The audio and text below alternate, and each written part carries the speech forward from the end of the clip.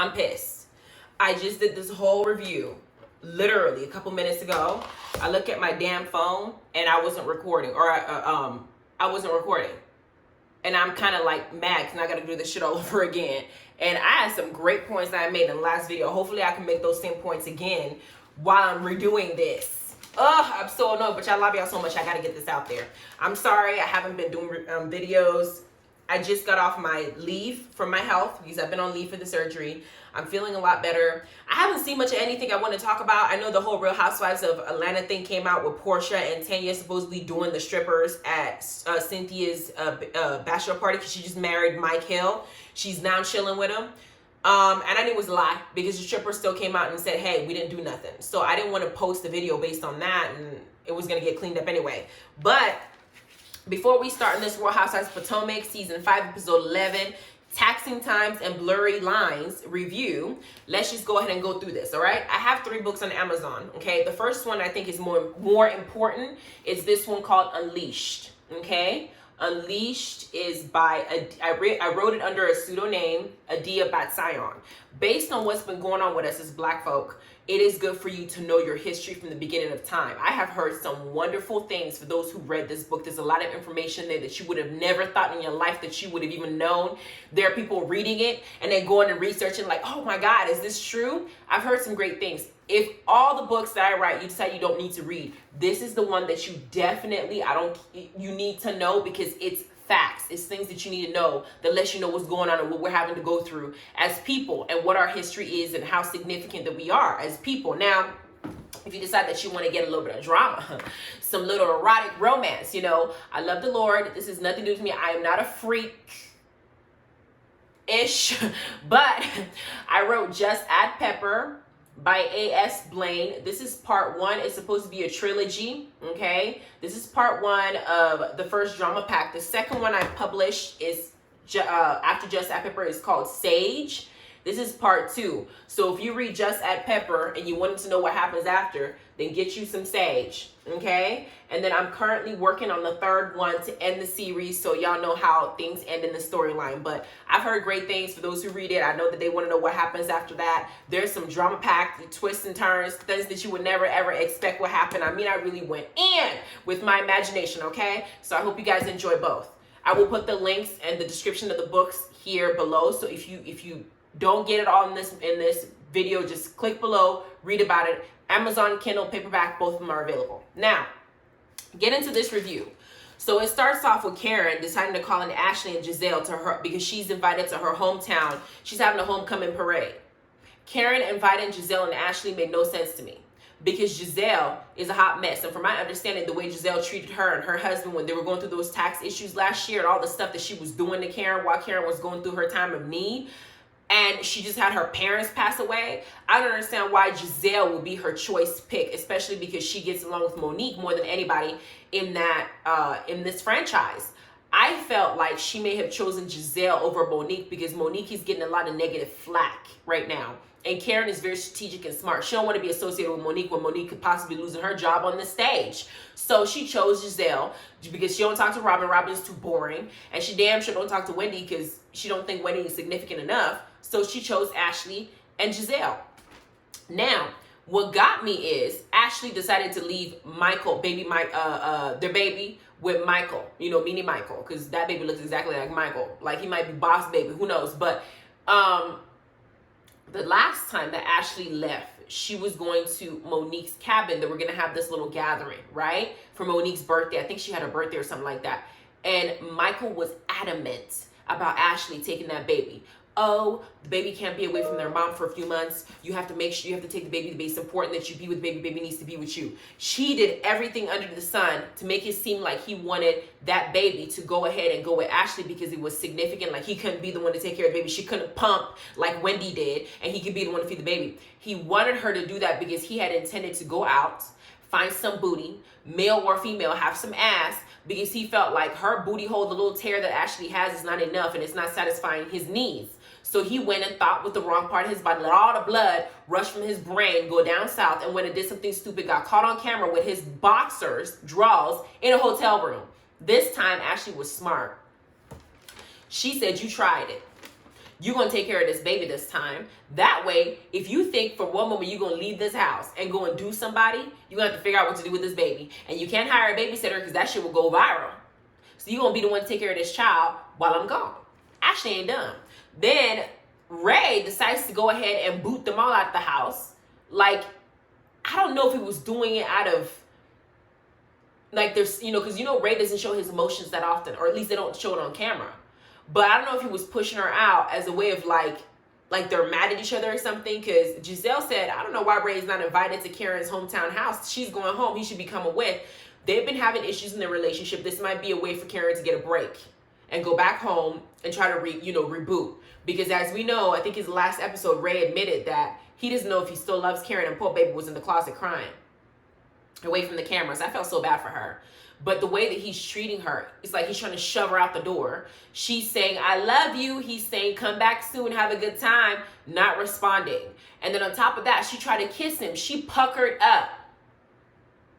This man closed the door in her face. I said, Karen, you're better than me. After 20-something years of being married, you should know me by now as my husband. You do something stupid, old or not, whether your hip's going to be dislocated or not, I would have dragged your ass. Why would you embarrass me like that? Out of all people, in front of Giselle who talks too much, and Ashley, whose relationship we've questioned because her husband's been grabbing people's booty. That's who you're going to do this in front of? Karen is stronger than me. Because Karen's been trying to save face, and she tried to brush it off like, oh, you know, it's just Ray, da, da, da. But you know she was embarrassed, and I was embarrassed for her. That was a fucked up thing for him to do. I know that they're going through issues right now. I do feel like Ray is somewhat intimidated by Karen's success. I do, because I do see the commercial of her telling him, or him telling her, you know, this Potomac thing has gone to your head. But Ray had gone through financial struggles. I think he owed like $1 million to the IRS. Was it last season or season before? And from what we know, Karen had to cough up some of her money to help bail him out. Now, as a provider of the household, the man who's like the Trump of Potomac, it's a little bit, it's a hit on his ego. And to see him going through that, and see Karen with her perfume line, Karen with her new car, Karen who's out here making it and doing it, you know, having parties, showing her, having a nice body, I think that he feels a little bit intimidated that his wife is really doing it. Some men can't handle their wife's success. And also, in addition to that, he wants to go closer to his family now that the kids are grown. He's getting older. He wants to go closer to his family and be around them now that he's getting older. And Karen doesn't want to do that. She wants to live the lavish Potomac life. And all that in total is causing a wrench in their marriage. And they just need to figure it out. Then we got Candiace inviting shit-talking Robin to her house, because Robin is now going to let her know Candiace ain't dumb. She knows Robin talks too damn much too, and that Robin will go and pass all the information that she can pass on to every damn body, right? So she doesn't have a storyline. She doesn't have anything of significance in this series anymore. This whole Juan and her getting married is tired. I'm sick of her. I don't know what she's doing here aside from being up Giselle's ass all the time. Her head is so far up there. She don't even have her own mind. Now she's at Candiace's house. Now I'm going to regurgitate everything that happened with Monique meeting, you know, having a little meeting at Karen's house regarding the fight. Now in the midst of that, she lets Candiace know that Monique is not remorseful. Now, I understand that after Candiace got tagged, she got her ass tapped by Monique, she got her ass beat, that she's feeling upset. I do genuinely believe that Candiace and Monique had a genuine friendship at some point. Monique said that she felt like the friendship wasn't genuine, but I do feel like Candiace felt like the friendship was genuine. And as a friend, I've said in my Love and Hip Hop reviews, if any of my friends put their hands on me, we will never recover. First of all, I'll beat your ass. Second of all, I don't think I can come to the hospital and tell you, I'm so sorry for beating your ass. Can we be friends again? It's just not going to work. I do feel like Candiace is embarrassed that she got her ass beat as loud as she talks. And I feel like she's genuinely recovering and feeling some type of way, and she's hurt about what happened. On the other side, I'm going to need Candiace stop acting like a damn victim, damsel in distress. You were not a broken toy. You're not some girl that's just so timid and so in the corner that, you know, you just be, no. Monique and her had moments where they were attacking each other. Monique, I felt, was bullying her the first couple episodes because she's trying to, like, I said she had some pent-up aggression, and she was lashing it out at Candiace. I did feel that, and I did say that. It was going too far. She was bullying her. But Candiace also has a mouth. And Candiace can deal with herself. She didn't have a problem going after Ashley, who was also the bully in the first couple seasons as well. Candiace can handle her own. And for her to sit here and act like a victim and act like she didn't do nothing. Candiace talks too much. That is a guaranteed fact. And for somebody who's going through something in their life, if they run into Candiace and that mouth, they might react. I initially thought that Monique had done interviews saying that the whole situation with Gigi and da-da-da-da, and that on top of that, outside of the camera, Candiace and Giselle was trying to bring up the Gigi situation. And that was what she was telling the blogs. That was part of the aggression she was having towards Candiace. But she didn't talk about the aggression she had towards Giselle. We since find out throughout the show that Monique now admits that there were other things, other factors that were making her upset, and she was taking that out on Candiace, which I also said that Monique was taking some of the aggression that she should not have been taken out on Candiace. But Candiace's mouth runs too much. I'm sorry. I felt like Candiace made herself a perfect target because of how she was behaving. Do I think that Monique, I said in my last review that I don't think that Candiace did something that was so horrible that deserved her getting her ass whooped like that. I felt like she deserved something, but I personally said that for me, I would not have whooped Candiace's ass just for her mouth. That's just me. Monique, on the other hand, feels like if it wasn't her to beat Candiace's ass, there would be somebody else to beat Candiace's ass because Candiace just talks too much. And it could be true. Candiace just talks too much, but I don't know. A part of me feels like Candiace is hurt, but she's also using that hurt to build a case. Because she also told Robin, that Karen suggested that if it was her, she would press charges. And Robin asked her, will you press charges? She said, I don't know. She's been considering it for some time now because Monique hasn't called her. And she wants Monique to feel sorry and Monique to say sorry, all that stuff. And Monique hasn't done that. So I think that she's looking to legal action as a way to get her back for what she did. And she has every right to do so too. If somebody puts their hands on me and I don't want to beat your ass, yes, I will seek legal action too and get you that way too. Especially if you acting the way Monique is acting, because Monique is not remorseful. And if it was me, I wouldn't be remorseful either. I don't see myself putting my hand on somebody and be remorseful about it. I know what I'm doing. Okay, so whatever consequences come with it, I'll accept it. Now, they also talk about Robin's tax issues. Robin has now made yet another bad financial decision now that her and Juan are getting their lives together. And that financial decision has resulted in her owing $90K to the IRS. Y'all remember when Karen owed some money to IRS? Robin had a lot to say about Karen. I don't believe that you didn't know. You knew. Now, karma is a bitch because your ass is not having to do this shit. How does that feel? How does that tea taste going down? Because Monique in her confessional said, I remember Robin going after Karen so hard. They don't say this shit to each other at the table. She's at your house. Why don't you tell it to her face? Instead, you say that at the freaking confessional. Now she's going through it, right? Then we got Karen's farmhouse, which I thought was beautiful. Not just because the house, the way that it was designed, but because of the story behind it. That house, her ancestors were once slaves in that home. And now they own the land and the home. And it speaks volumes to how far certain families have come since that whole slavery epidemic and that wickedness that came along with it. Some people did not recover. They lost their home, lost their land, and they never really recovered. Generations has just been living in poverty. But Karen's family has been able to purchase that land that their families had to work on for free for generations, paid nothing. Now they own it. And that says a lot historically for her background. And it really sheds light on why Karen behaves the way that she behaves, because Karen's a good woman from what I see. Then Monique calls Ashley while they're on that farm. Ashley's messy ass decides to put it on speaker when Giselle's there, and she knows Giselle can't stand Monique. Ashley's just as messy as Giselle, as everybody else. It's a messy show. And Monique in that conversation obviously concurs that she is not remorseful and says something along the lines of, if it wasn't me, it'd be somebody else. Was she lying? No, because we saw the mid-season trailer. Candiace and her husband are going to now go after Ashley and Michael because Ashley wrote a personal letter or character witness for Monique based on the lawsuit that Candiace is filing. Is Candiace expecting everybody to just fall on her side, especially Ashley, who don't like her? Ashley's definitely going to support Monique because Monique did what Ashley wanted to do to Candiace when Candiace was in her business when she had the miscarriage. There are several people on this season that wanted to whoop Candiace's ass. They just had more self-control. Giselle, Robin, and Karen also said that Candiace talks too damn much. So Monique just was the one that was dumb enough to fall for it and go and put her hands on that little girl. Now, we got, in the midst of that conversation, Karen admitted to the girls that she also suggested to Candiace that Candiace should go and seek legal action because if it was her, she would do the same thing. Ashley's messy ass says, did you tell Monique that? Because from now, what we have seen, Karen seems to be more supportive. She seems neutral at times, but sometimes she seems to support Monique because they know how Candiace behaves. At the same time, when Monique's not around, Karen is saying, hell, I told Candiace to go and seek, legal help because anybody gonna put their hands on me and I'm not gonna file charges. And so Ashley's wondering, did Karen tell Monique that she suggested that? Because that means that Monique might end up going to jail. And Karen kind of dances around it, but she didn't tell Monique that. We know she didn't tell Monique that. We know that already. But that is something that Ashley's going to take to Monique, and Monique's going to also have an issue with Karen at the reunion. At this point, they're dragging this whole Candiace and Monique thing for the rest of the episodes. I'm sick of it. Give us something else. Now, we get to Wendy. Wendy is out sitting with her surgeon sister, Nigerian Excellence, who's a surgeon, saying that she wants to now have a discussion with her mom that she don't want to teach no more at Johns Hopkins University. Johns Hopkins is a well-known, prestigious school. And in Nigerian culture, prestige is everything.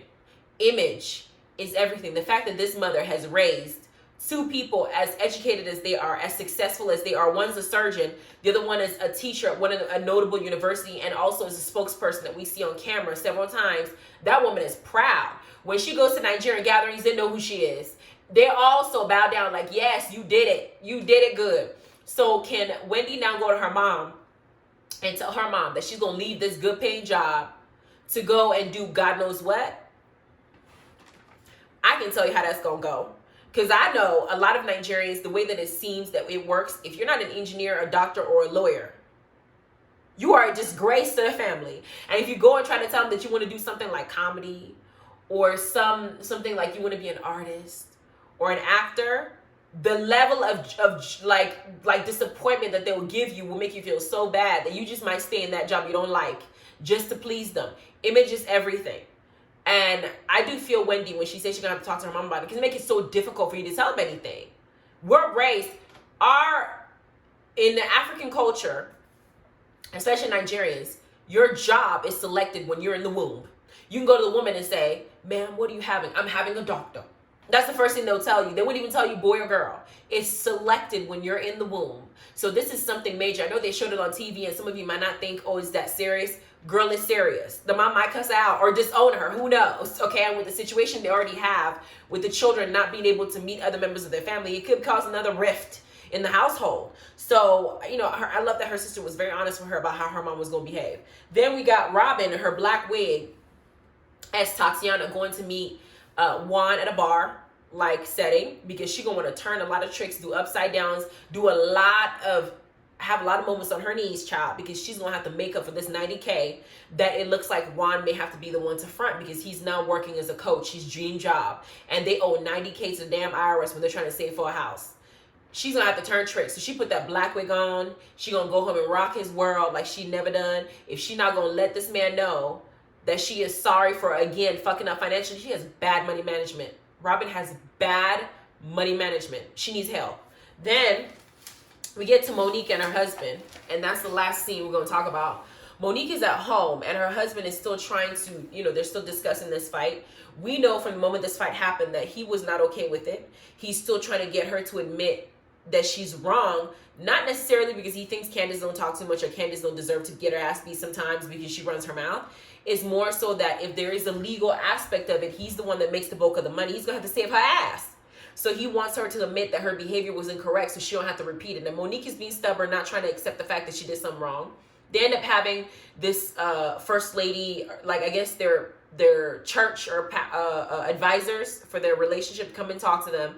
And I love how this man called her out because he told her the truth. He told her that Candiace is a mirror image of who she is. If she wants to look at Candiace as antagonistic, which Candiace is, as Candiace is, somebody who pushes your buttons and is aggressive and wants to pick fights with you, in reverse, Monique is doing the same thing because she was antagonizing Candiace the first few episodes of this season because she felt like Candiace wronged her in some way. And we are sitting here as the viewers like, you haven't even talked to Candiace about it. We know what you're having problems with her, the way she talks too much, she does this, she does that. Then we heard about the rumor. We had all these things that we're hearing. And it boils down to the fact that Monique has this underlying child trauma in her emotions where she feels like she's had to defend herself constantly.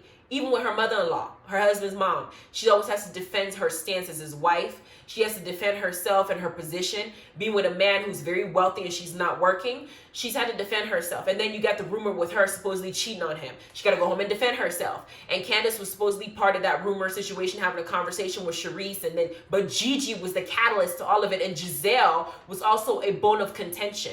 There were several people that Monique has felt like she needed to defend herself. But she took all that anger out on one person, Candiace, because Candiace was a target in front of her. Candiace did not shut the hell up. And Candiace kept poking her at that little barn thing when they had that meeting. Candiace was the one who started that argument. She was. Let's just be clear about that. And it's almost like all that pent-up aggression, she now directed it at one person. I said before that I don't think that Candiace's behavior was so bad that she should have got her ass beat. She got her ass cussed out. But I also said that Monique was holding on to a whole lot of things and it just came full circle and it landed all on Candiace. Was it fair? No. Now Monique is now expressing remorse. Do I feel like she's really remorseful? No. Because like I said, you don't put your hands on somebody and feel remorseful. I just don't see it happening. I do feel like with everyone getting on her about her behavior and telling her that the way that she handled the situation wasn't necessarily the best, that people talk shit all the time. Some people just don't have the emotional maturity to handle shit talkers. Go outside and call somebody the N-word and see which one of them, how many of them would actually beat your ass. Some might just walk away or cuss you out. There are a lot of people that would just beat your ass instead. Monique didn't control herself in this incident. And she's putting in this form of, I allowed somebody to get me out of my character. No, you're the one in charge of your own emotions. So you allowed yourself to get out of character. Candiace was just somebody that was in front of you that you were able to easily beat up because she made herself an easy target. I still think that Monique needs to go after Giselle because Giselle has done, if not a lot more than Candiace's mouth. She just does hers on the slick because Giselle's slick as hell. Her ass is slick. She don't have no reason to be talking about nobody with the decisions that she's making with the man she's with, you know. Also, Monique needs to pay attention to Karen. I thought Karen was being neutral, but Karen did suggest that Candiace press charges because that's what she herself would done. I feel like Monique's gonna be looking at Karen sideways as well. Ashley's also not innocent because Ashley does a lot of instigative things too. At this point, this is a reality show. Ain't nobody gonna be your bestie in this show. Just know the show you're in, know the type of people you're hanging around, and protect yourself. But you do need to go and handle the situation with Candiace because they're dragging this shit out as if this is the first fight that's ever occurred in any Real Housewives franchise. I'm overhearing about Candiace and Monique. I need some of the topic. I do. Now, I did say that I felt like Monique was attacking Candiace because of Gigi, right? Because of Gigi's rumor and what she started with her, you know, their baby not being his and Candiace having that baby's name in their mouth or talking about it and having the name in the mouth after the show had already aired, you know? All these interviews that Monique has been doing is almost like it's been a front. She doesn't want to tell the truth to people that even though she didn't like the fact that Candiace was running her mouth, that the main reason she whooped her ass was because she's had all these other people going at her in her life and she just kind of unleashed everything on Candiace. Candiace is not innocent, but she has not been very honest in saying that. I think that in this particular episode, I was able to kind of see her point of view and Candiace's point of view. Candiace, I'll never see you as a victim. I'm sorry. I just can't do it. But Monique, the way that she handled her, I will have to say that it wasn't right in the sense that if the anger that you're having for all these different people, you need to deal with all those different people. You can't just lash out on one person because you felt like that person is putting you in the mindset of having to be on the defense again, which is a thing for you. It's like a trigger for you. You have to handle this and handle this right. I don't think an apology would work with me. If somebody put their hands on me, I'm not taking your sorry. But you need to start handling the fact and taking responsibility for the part that you played. And Candiace needs to take responsibility for the part that she played. And Giselle needs to take responsibility for the part that they're all playing. But Monique, you need to take responsibility now. And apologize to your husband. Because now you got him in this shit. Because we since know that Candiace went and found a lawsuit. That lawsuit was obviously dropped because they both, you know, they both showed this, have exhibited the same behavior in the past. Candiace attacked Ashley in her house. And when they were trying to get her to admit that she shouldn't have picked up a knife and done all that, Candiace was trying to justify it by saying, well, you know, you both act the same way. You both immature. It's y'all both fault. Admit your faults and fix the problem, okay? Anyway, please like, subscribe, notification bell. Let me know what you think about this episode. I felt like this episode was a filler. I felt like we could do without. Give us something else. I feel like Robin needs to go. They need to replace her ass. Maybe they should have brought Charisse back. As boring as her ass was, this would be a nice episode, a season for her to be in, because her name came up several times. It would have been nice for her to be here and talk about it so we can hear what she has to say, and would have helped the drama instead of this. But it is what it is. Y'all go ahead and check out the books. I did put the information on the links below. Let me know what you think about this episode. You guys have a wonderful day. Bye.